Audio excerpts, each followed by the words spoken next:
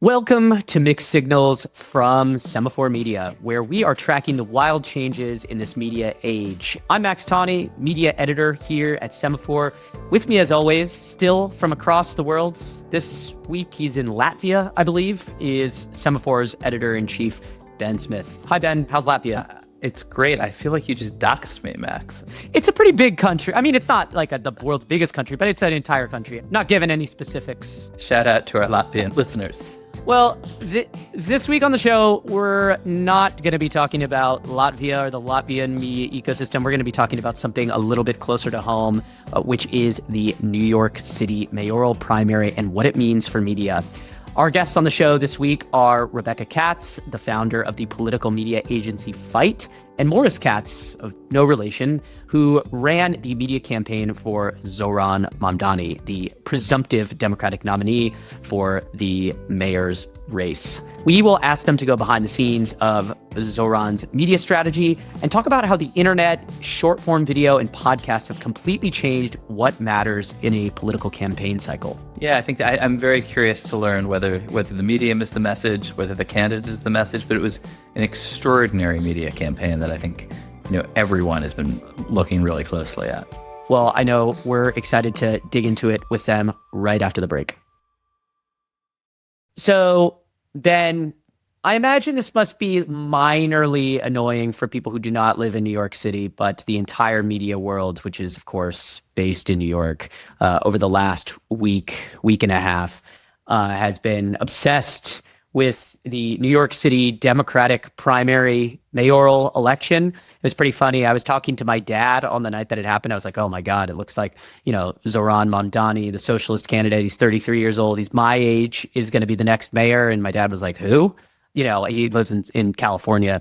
But in our case, we actually have a reason to talk about it, which is that it weirdly fits right into our wheelhouse in two senses. One, his rise and his improbable victory is a media story fundamentally at its heart for reasons we'll get to. And the second is because we are uniquely qualified in the sense that you used to cover New York City politics. This is your Joker origin story. You understand this world better than most people out there, even some people who are on the beat today. I think I imagine you could just plug right back in and get going again. Yeah, actually, somebody who works on one of the campaigns was sort of laughingly telling somebody I'm close to who was also in this world that they couldn't believe how the sort of like Gen X political reporters who used to cover this stuff years ago, how obsessed we all are still, and some of them are now like the most important White House reporters in the country, but they're calling the spokesperson for Zelnor Myri's campaign, asking for the latest gossip or whatever. And so, yes, it's the New York mayor's race is in New York politics and New York kind of media culture is the origin story, I think, for a lot of what we do.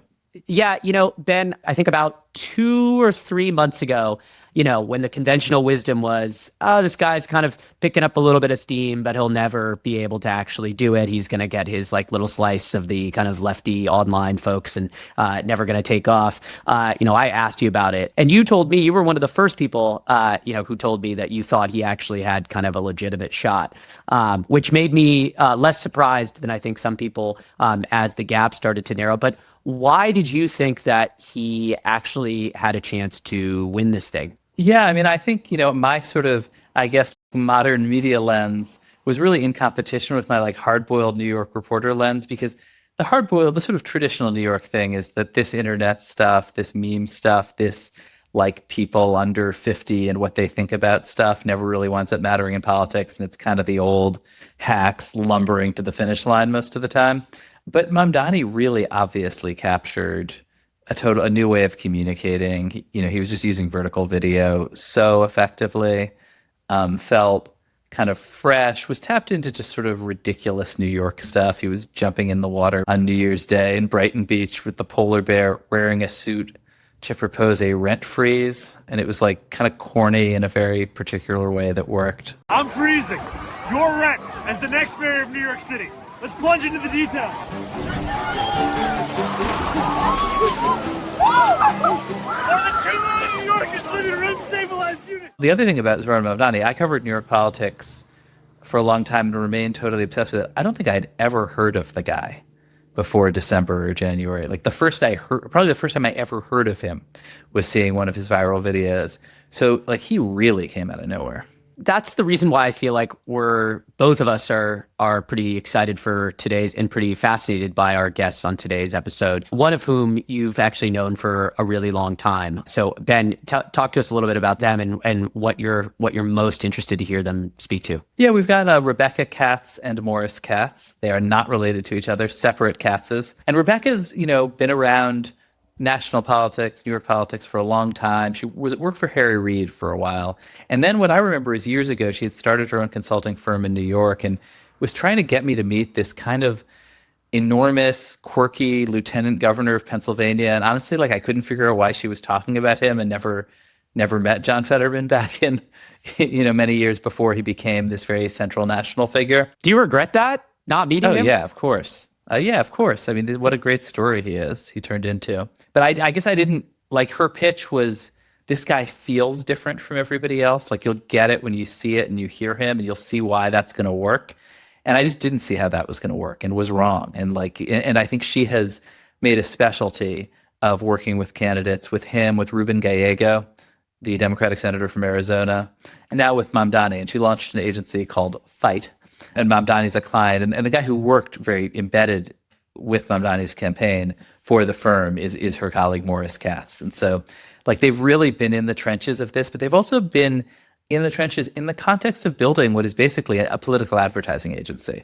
And so I think it's this question of kind of what is media now and what moves people now, I mean, is something that they are really in the business of trying to figure out. Yeah. And, to one of your points that you were mentioning earlier, one thing that I'm really curious about is how much of this was tactic or a medium that people can replicate, as in, just making short form videos, and how much of it is the candidate themselves? Because, there were other candidates who tried short form video. I think Brad Blander was really trying to do some of it. It just didn't quite work the way that Zohran was able to kind of make short form video into this kind of real engine for the campaign and really to, earn media through that in a way that we haven't really seen very often in media. So I'm really excited to and fascinated to hear what they have to say about that. Right. Is the medium the message? Is the messenger the message? Are they all the same thing? I think that's a question a lot of people are trying to figure out right now. So we can ask the Katzes that. Yeah, let's bring Morris and Rebecca in right now.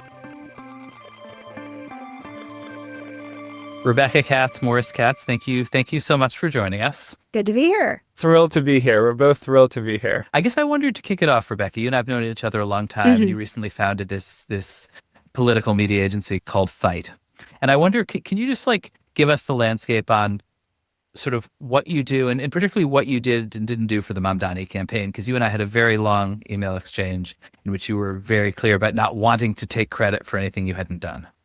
So basically, after the 2024 elections, this country was a little bit at a crossroads, and it felt like Democrats weren't quite understanding where we were in the moment. And I got together with my partners, Tanya McDonald and Julian Mulvey, and we founded Fight for different kind of candidates to run different kind of campaigns. And we were lucky enough that Morris Katz came and joined us. He had done the Dan Osborne campaign with Tanya McDonald in the previous cycle. And we were just trying to do something a little bit different in politics. A kind of unusual independent in Nebraska. Correct. Yeah. And Morris had been telling me about Zohran Mamdani for over a year, and I was not really believing him, I guess. I just didn't, I was starting to see it in November with the first viral video that they did of Zohran in the street asking people who had voted for Trump why they voted for Trump. I saw something special, but it wasn't until I met him at our first ad shoot that I was like, this guy's got it. And then we were off to the races. So Morris, I have in my notes here that you told New York Magazine that the strategy was to let Zohran cook. What did that specifically entail? Well, so I think it sounds like something that's just a line that, people would say, but I always say Zohran is this group's best strategist. Our best strategist is by far Zohran. And a lot of times his ideas and his instincts are the best we have. And a lot of the videos, for example, are Zohran's ideas. And a lot of the best events that we had and policies that we put forward are coming from Zohran. And I think we have a big problem in general in Democratic politics, where we kind of, as consultants, come in with our playbook, and then it's about forcing a candidate into that playbook. If, hey, this is how you're going to win the race, and we're going to make you the candidate to win the race. And we took a different approach. I think we have this extraordinary candidate with a clear vision on the kind of race he wants to run. And it's going to be our job to empower him, to put him in a position to succeed, to create the context in which his ideas can flourish. But we got to trust our guy. And, we did throughout. One of my favorite examples from Zohran is when he decided on the Staten Island ferry that he's like, hey, the Staten Island ferry is free. We're talking about free buses. Let's go make a video on the Staten Island ferry. That was a Zohran original. I mean, there's a bunch of them. Yeah. Well, no, actually, would love to hear some examples from both of you guys. What were some examples of ideas that he had specifically had for videos? I mean, a lot of the videos start with Zohran ideas. Like the freeze the rent, jumping into the ocean in a suit for freeze the rent was like a great example. Where Zohran was like, here's this thing I want to do. Past like, that sounds like a crazy thing for a candidate to do, to jump in a suit into the freezing ocean to talk about freezing the rent. But that was, a huge viral moment. Or like following, the election, we talked about closely prior to the election, the idea of the way that his populist message could plug in with the larger conversation about the party and the party's messaging moving forward. But it was, Zohran, the manager, came up with the idea of, okay, now we're going to grab, let's just go talk to these voters, instead of something that would be a more traditional, like, hey, let's wait 2 weeks and pull something and then, release a direct-to-camera or press conference. Right. And he's also up for things that are not necessarily always his idea, but like if you take the walk down Manhattan, that wasn't his idea. That was Julian's idea on staff. But then he decided, sure, this sounds great. Let's do it. Right. Like not a lot of candidates would just be game to do something new and fun and different, especially when you're like, we're going to end in the middle of the night. And then you have work to show up for 6 hours later. Yes, that's true. Yeah, exactly. Not many people are down for like a 13-mile walk or something, and then have to wake up 6 hours later for an extremely big day at work. When you do talk about like a new kind of candidate with a very like real, like personal feel for how to communicate and how the media works, it does make me wonder how much you think about Donald Trump, who's the other person who I always think is like a intuitive media genius who has broken all the rules and been very, very effective in communicating with people. Like, do you think about Trump as you do these things? I mean, Trump kind of took to Twitter like he was native to, like he understood it, he used it. That was his way of communicating. I think too often we have politicians who actually have no idea anything about social media. Like they don't go on it on their own, so they don't know how to communicate through it.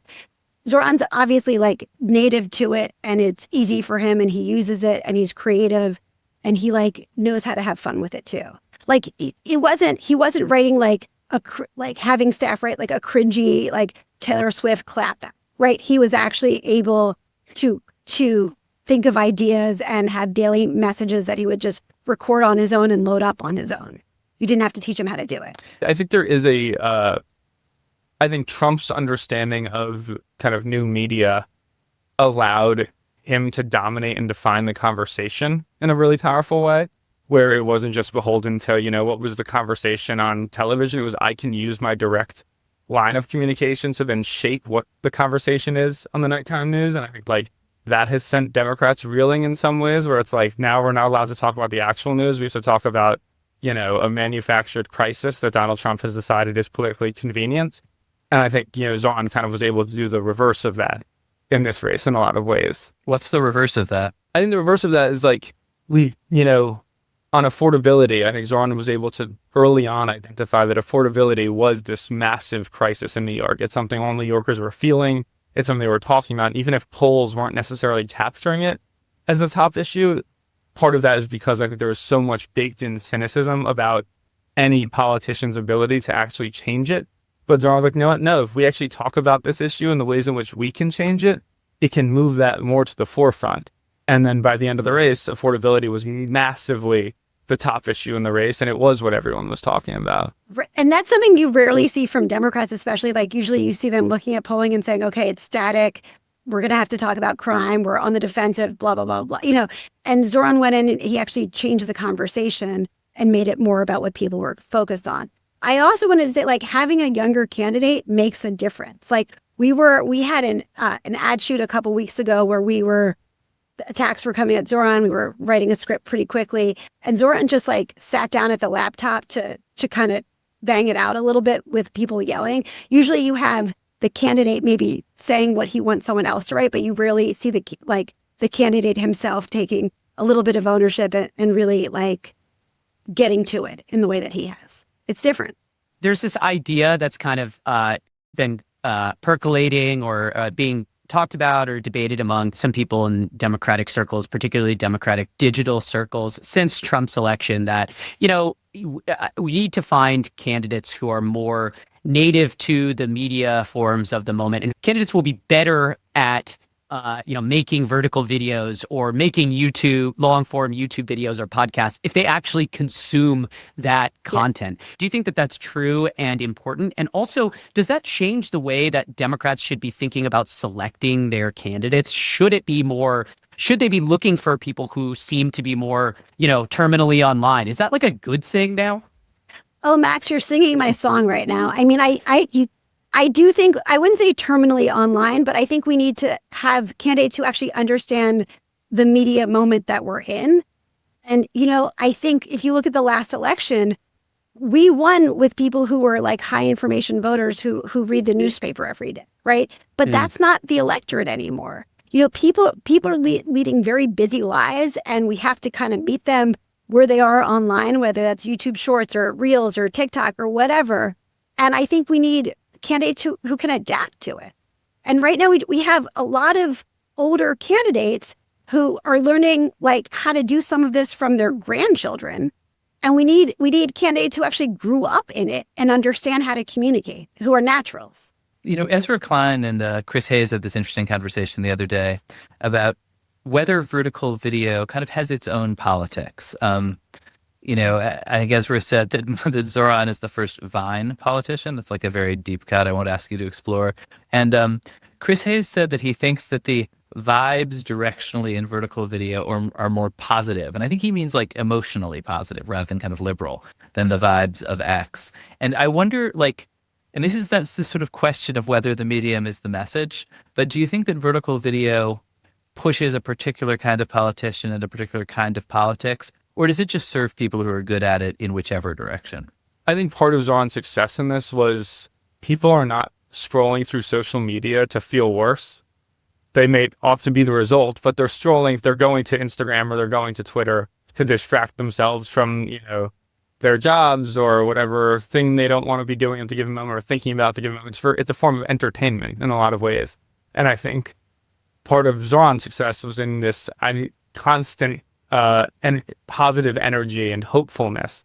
I think it certainly comes through well in vertical video. But I also think that was kind of a general component of the campaign. I think that there's been, vertical video success that's not that. I just think whether it's vertical video or campaign events or traditional media, the appetite for constant cynicism and skepticism is not as large as it is for, I actually feel better after interacting with this thing. But how do you do that in a way that's not like, that doesn't come across as kind of like hokey or like naive? And I mean, I don't mean to say this to kind of to beat up on him necessarily, but like, Brad Lander was trying to do some of these short form videos as well. I remember seeing some of them and they didn't hit in the same way that they did for Zohran. Maybe that's because he wasn't, as fluent in the form as somebody who is younger might be. But, we've seen plenty of candidates try to run positive, optimistic campaigns before, and they just get relentlessly dunked on Instagram or on Twitter or X or whatever. How do you do it in a way that's not, where's the line there?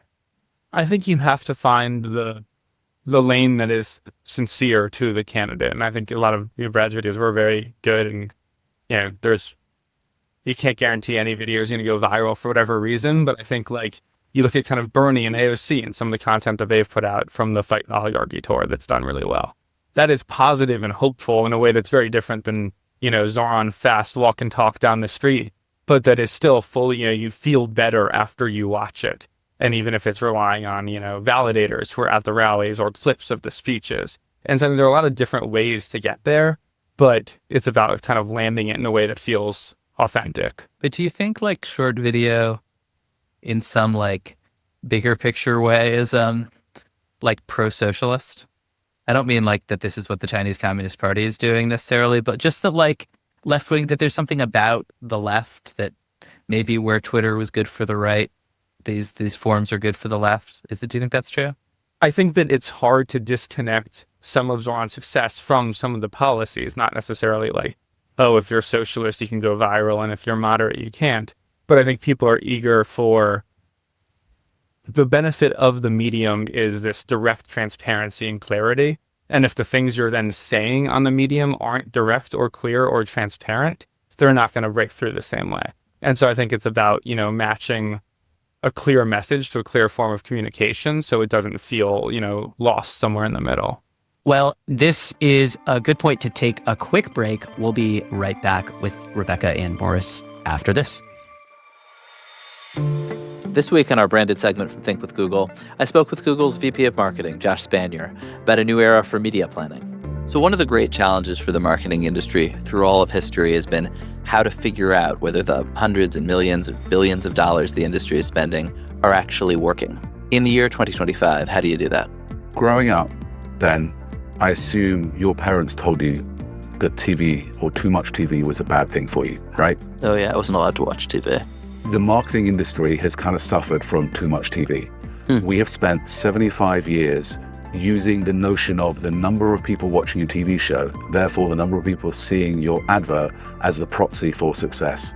All the ratings we talk about, all the excitement about who the number one TV show has led to this sort of meme and industry of most people equals good. And actually, as a marketer, I don't need lots and lots of people to see my ad, to see my commercial. What I need them to do is take the action, buy the product, download this app, whatever it is we're trying to do.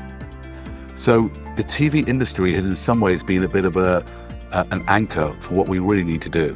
And what's emerged in the marketing space and something we're doing inside of Google Marketing is really thinking about outcome-based planning. So moving on from just buying ads and hoping a lot of people see them and buy something, to actually determining what is the business outcome we really need to have happen.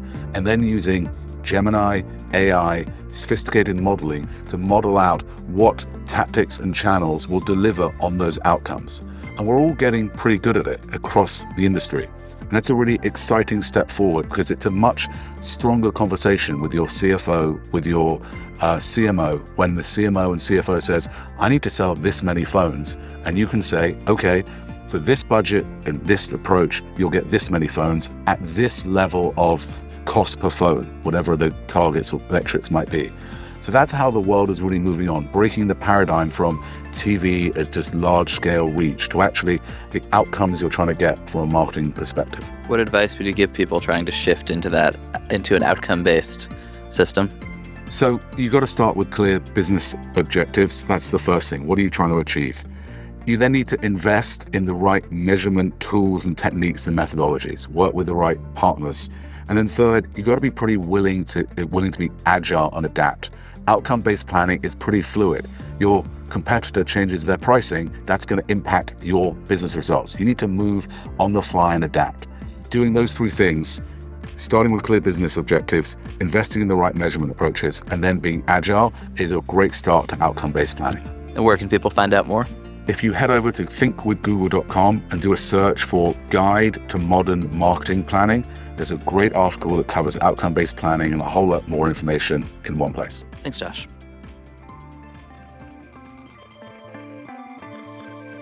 Some share of our listeners are in the advertising business. I am curious, what even is the job of paid advertising when you've got this social media phenomenon was kind of 20% out of zero. I'd never heard of him as a pretty informed voter on the back of social media. How did you think about what you were doing there and kind of what worked? So I think we knew it's helpful having a candidate who's so consistent in their message and vision because it doesn't leave a whole lot of room for, hey, what are we going to talk about with Zohran? We knew what we were going to talk about, but it was about introducing him to all these people who had no idea who he was.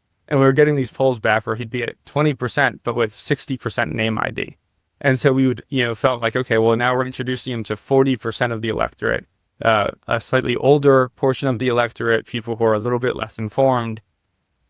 How do we want to go about that? And we felt like at that point there was a clear contrast between him and Cuomo, and a contrast that really was what we wanted to be delivering to voters. This is a choice between a corrupt politician of the past who's responsible for this economic crisis that we're dealing with, and a bold new choice for the future who's going to make New York City affordable. And we did that through a number of an opening contrast ad to really frame this as a one-on-one race, and also taking advantage of the fact that the Knicks have this kind of magical playoff run occurring, and we went all in on Knicks games, spending a massive amount of our resources and making sure that we'd have a really heavy presence there, which wasn't just about reaching all of the New Yorkers who we knew would be watching the Knicks, but also kind of tapping into New York and these viewers at this moment of possibility and hope and optimism. Like if the New York Knicks can win a championship, surely Zohran Mamdani can be the next mayor. And then from there, we went to, we were able to use 15-second ads instead of the traditional 30-second ads to kind of fight this frequency battle with Cuomo having this super PAC that was pouring millions in. And because his message was so clear, we felt like we could condense it into 15 seconds and get a lot of that same value out. And then went with this Freeze the Rent ad, where Freeze the Rent is basically 60% of the words in the ad. It's a bunch of people walking around, this guy's going to freeze the rent. Here, Zohran's going to freeze the rent. And an ad like that, where we felt like, again, the benefit of having a clear message and clear things you stand for, you don't need someone to see it 20 times for them to understand what you're trying to communicate. They can see it once or twice and know, oh, Zohran Mamdani is the guy who's running off of a rent freeze. It is funny that the Knicks thing kind of worked for Zohran in a way that, like, I remember in 2021, Andrew Yang was like talking very deeply. He would like tweet a lot. He talked a lot about the Knicks, but it obviously didn't help his campaign in any sort of way. It's very interesting to me that that Zohran was able to kind of capture. Maybe the team is better, but it's also something Democratic ad makers don't do a lot of. I mean, my partner Tommy McDonald was talking about this for many cycles ago too. Like, we have to advertise on sports more because there's more people watching live TV and who are getting into it. And I just think it's something that a lot of Democrats don't do. And actually, Rebecca, like that brings me to like a broader question about what you're doing. Like your career has become defined by this kind of like new set of Democrats. John Fetterman, Ruben Gallego, I would say, like, are the two senators I know you work for. Zohran Mamdani, Morris worked for Dan Osborne, this kind of interesting, independent Nebraska figure fighting against the system. And I'm curious, like, what they have in common and where the way they feel connects to their politics. Because they are kind of like, they don't feel exactly like every other politician.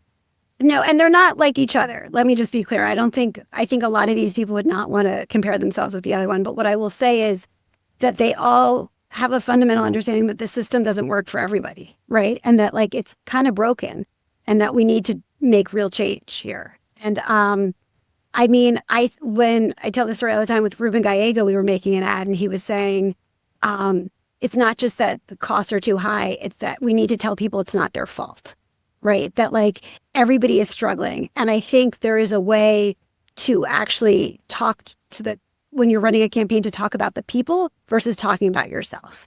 And I think candidates win when they connect to the people who actually live in the district that they're seeking to represent in a way that is not polished or in talking points, but is like real and true.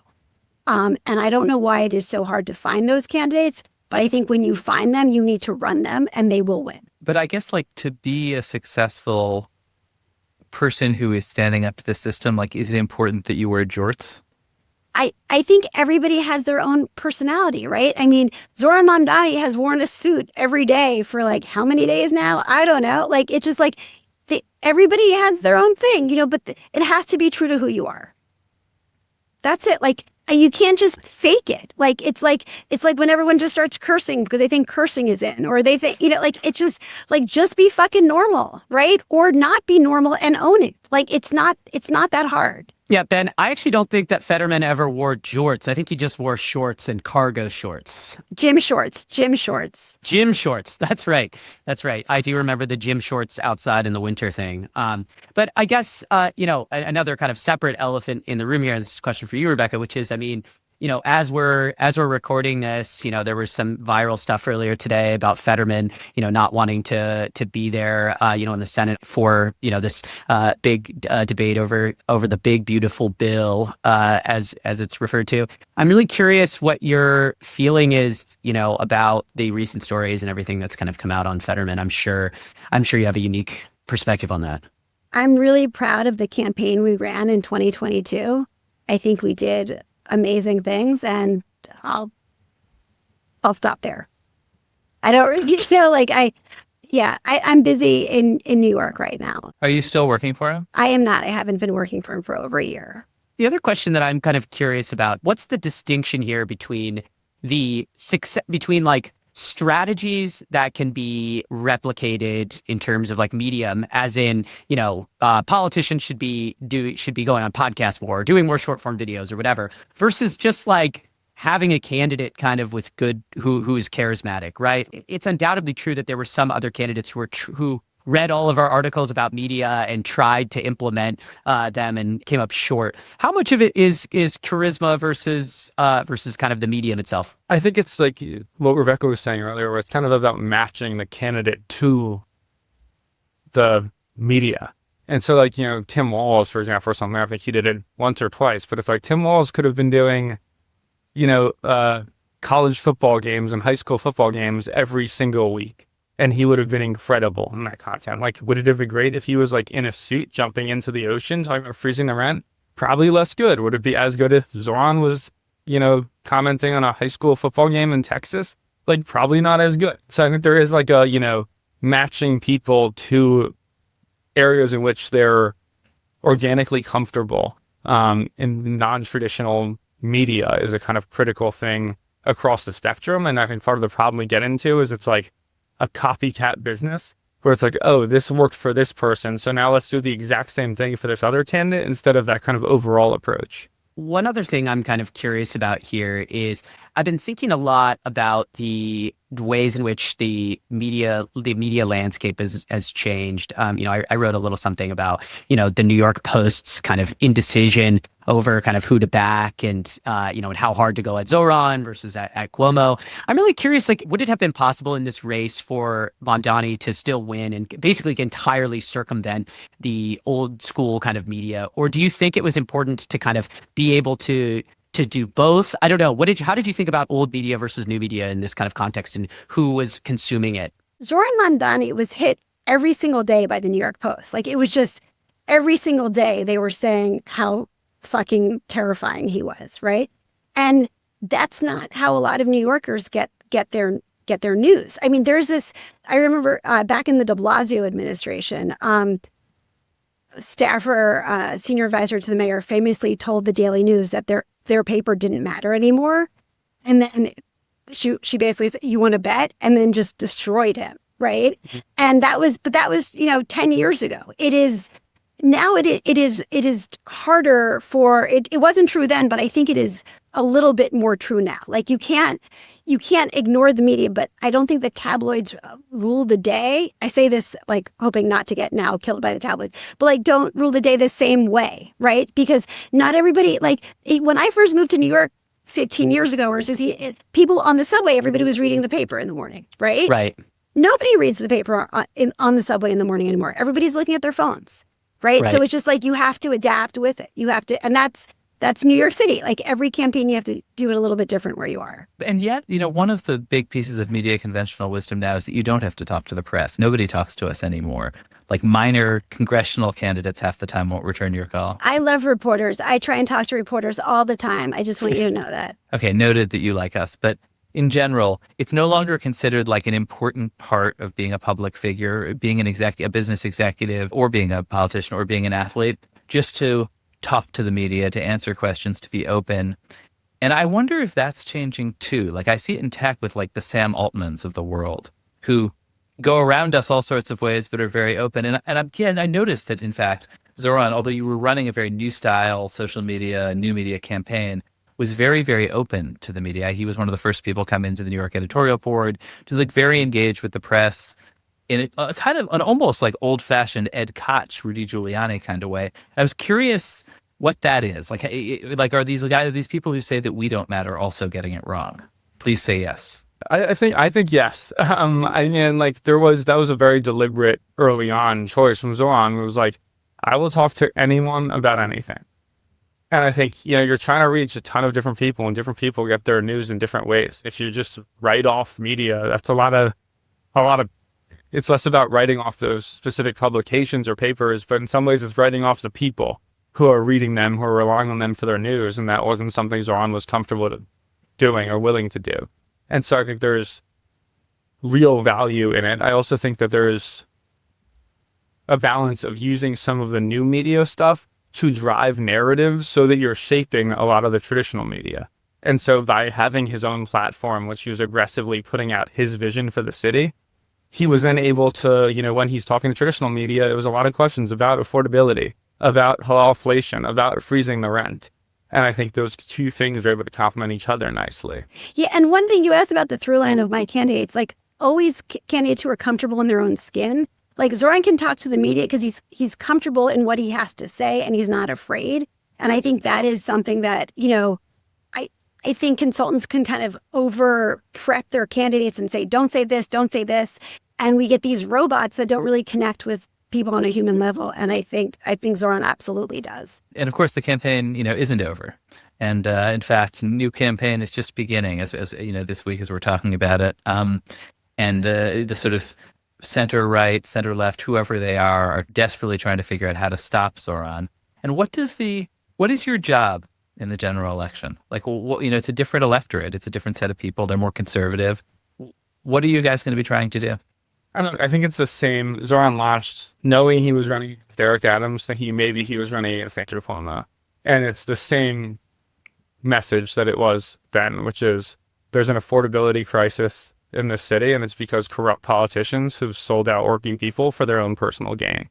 And Eric Adams meets that criteria, and now since that time, not only has he sold out working people, but he's sold out the entire city to Donald Trump to stay out of jail.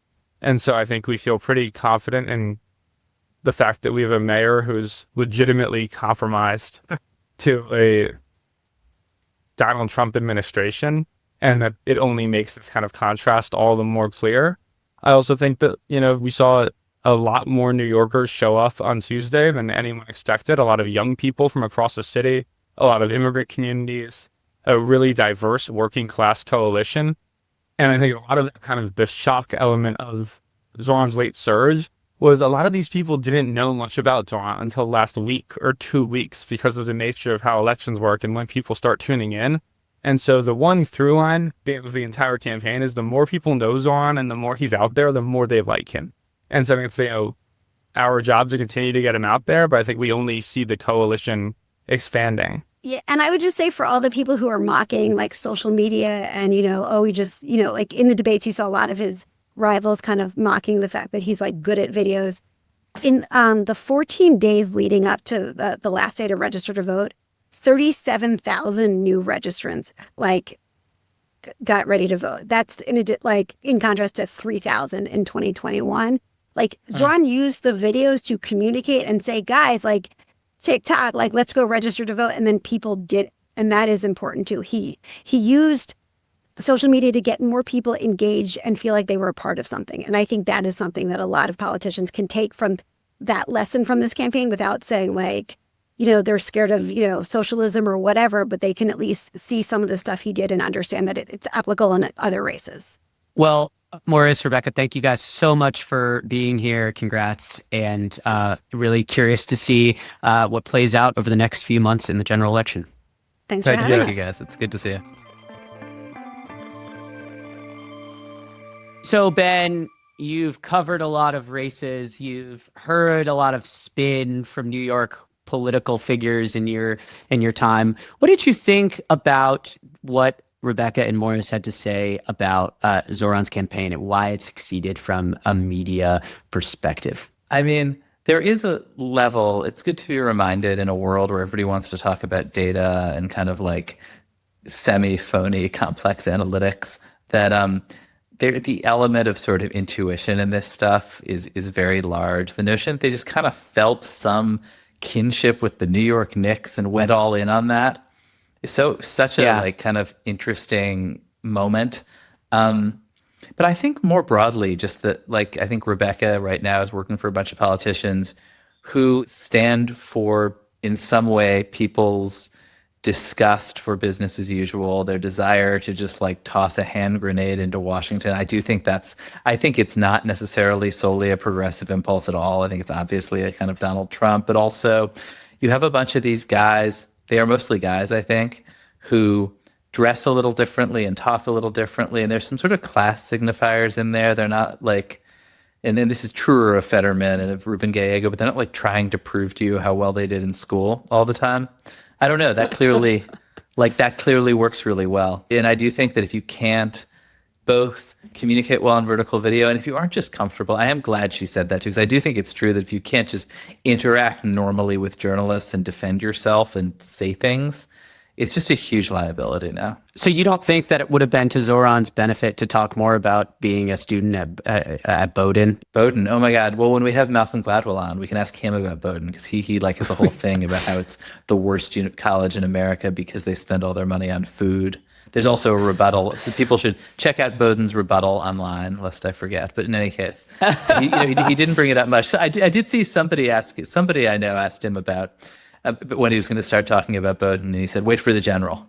So who knows? That's hilarious. To your Knicks point, I think it is also interesting to me how much Zohran was able to capitalize on the kind of, and speak the language of this generation's like new viral kind of New York. Like what they were doing in those videos was essentially replicate the side talk videos, which went viral a few years ago, in which there were just these man on the street style interviews with essentially crazy, very unique, but uniquely New Yorkers. And when Zohran went to interview Knicks fans, it had the kind of same digital coding as that. And I think that they were able to do that a few different times. The halal video kind of captured some of that. The walking the distance of New York kind of captured some of that. It played into his image, him being out there and basically, trying to interact with New York in a way that they that was recognizable digitally, I think was probably pretty helpful to his campaign. And if you contrast that with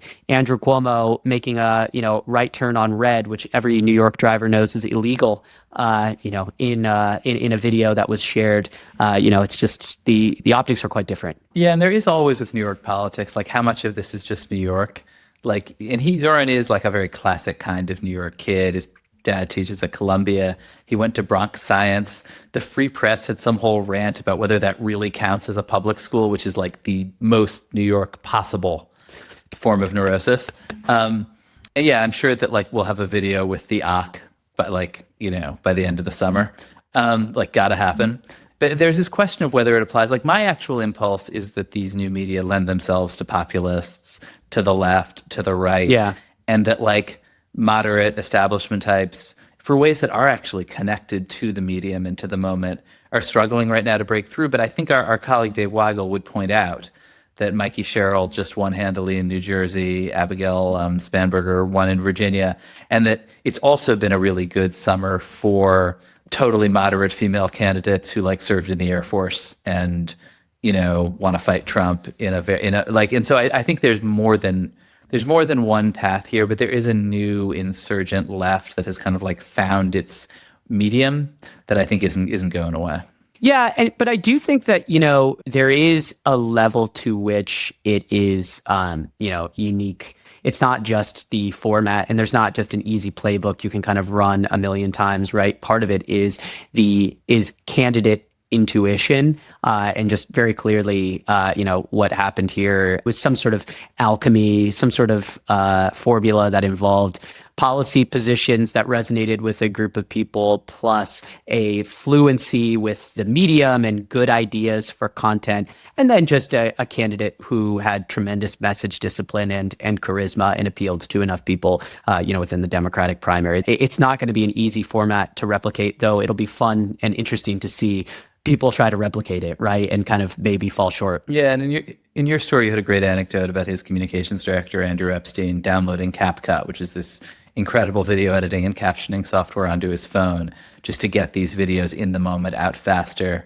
There's a real kind of immediacy that, that then the folks we're talking to who are making television ads, who are pulling back a little, are able to ride that energy that really is coming right from the candidate often in minutes after something happens. And it's a very kind of, that's media now. Clearly, also, there is a level to which a new candidate who wants to run in a media-saturated race has to saturate the web with interesting and engaging content, much like we do, right? It's not that dissimilar from what a successful media company has to do, which is just put a bunch of shit out constantly. If it's good, it will continue to feed into interest in, whatever thing you're doing. And maybe what Zohran did is not that dissimilar to what Emily Sundberg does. Yeah, I remember early in my career when I was covering Barack Obama and we were doing these terrible videos at Politico. We had this poor videographer following me around Iowa.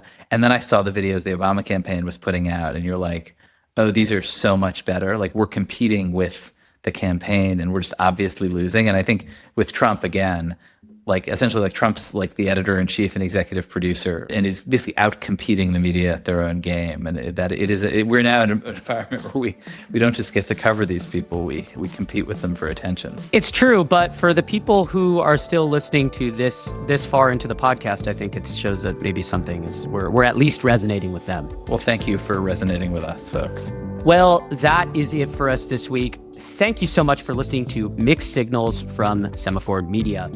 Our show is produced by Sheena Ozaki, with special thanks to Josh Billinson, Chad Lewis, Rachel Oppenheim, Anna Pizzino, Garrett Wiley, Jules Zern, and Tori Kaur. Our engineer is Rick Kwan, and our theme music is by Billy Libby.